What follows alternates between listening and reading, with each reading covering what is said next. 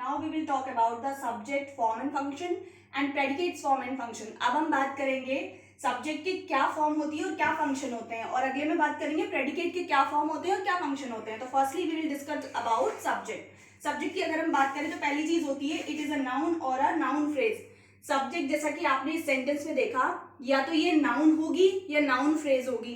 Noun phrase में हम कह सकते हैं कि और भी चीजें कई इंक्लूड कर ली जाती हैं, सिर्फ एज अ सब्जेक्ट ही नहीं रह जाता है. दूसरा, imperative sentences appear to have no subject. जैसे कि मैंने आपको पिछले चैप्टर में पढ़ाया था कि सेंटेंसेस के क्या टाइप्स होते हैं, उनमें इंपेरेटिव सेंटेंस जो होते हैं उनका कोई भी सब्जेक्ट नहीं होता है. जैसे स्टॉप देयर, वहां रुक जाइए. तो अब इसमें क्या है, कोई भी हमें इनिशियल सब्जेक्ट देखने को नहीं मिल रहा है, तो इसमें यू जो हम बेसिकली यू एज्यूम करते हैं और वो छुपा हुआ रहता है, ओमिटेड रहता है.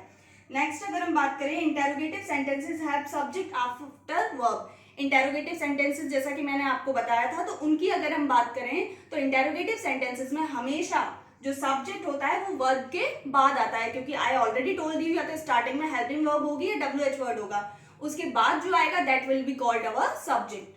नेक्स्ट थिंग अगर हम डिस्कस करें तो subject does not come first in the exclamatory. अगर हम एक्सक्लेमेटरी सेंटेंसेस की बात करें तो उनमें भी सब्जेक्ट जो है वो फर्स्ट पोजीशन पर नहीं आता है, जैसा कि हमारा इस एग्जांपल में दे रखा था. आप एक एग्जांपल देखिएगा एक्सक्लेमेटरी का, how cute the baby is, कि यह बेबी कितना क्यूट है.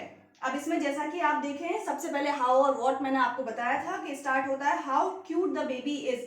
अब इसमें जो सब्जेक्ट है हमारा द बेबी, वो आ रहा है हमारे सेंटेंस के, we can say at the end of the sentence. तो इसीलिए एक्सक्लेमेटरी सेंटेंसेस में जो होता है वो हमारा सब्जेक्ट जो है वो लास्ट में आता है. अगला हम बात करते हैं प्रेडिकेट के फॉर्म और फंक्शन के बारे में. तो इट कंटेन्स अ वर्ब. पहली चीज प्रेडिकेट की होती है कि वो हमेशा वर्ब से शुरू होता है या उसमें वर्ब होती है. दूसरी चीज, it also contains objects, complements, adverbial, adjective etcetera. इसके अलावा वर्ब को अगर हम छोड़ दें तो प्रेडिकेट में हमने देखने को मिलते हैं ऑब्जेक्ट होता है, कॉम्प्लीमेंट होता है, एडवर्बियल होते हैं, ये सारी चीजें होती है. जैसे कि इसी एग्जांपल में अगर मैं आपको दिखाऊं तो लकी सब्जेक्ट है.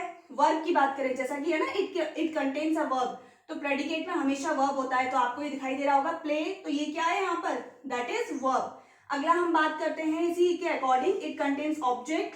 ऑब्जेक्ट की अगर हम बात करें तो इन दिस सेंटेंस और in this example chess is the object and every evening we can say it is a complement. अगला आ रहा है हमारा कॉम्प्लीमेंट एंड एडवर्बियल.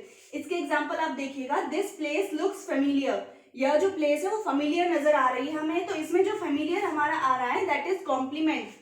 और दिस प्लेस ये हमारा सब्जेक्ट हो जाएगा, ये हमारी वर्ब हो जाएगी. ये फेमिलियर है, ये हमारा ऑब्जेक्ट नहीं कहलाएगा, ये हमारा कॉम्प्लीमेंट कहलाएगा. कॉम्प्लीमेंट होता है जो सेंटेंस के अर्थ को पूरा करता है, कंप्लीट करता है.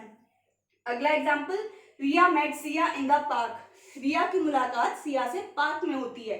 अब इसमें आप देखेंगे Riya is the subject, met is the verb, Siya is the object and in the park is adverbial.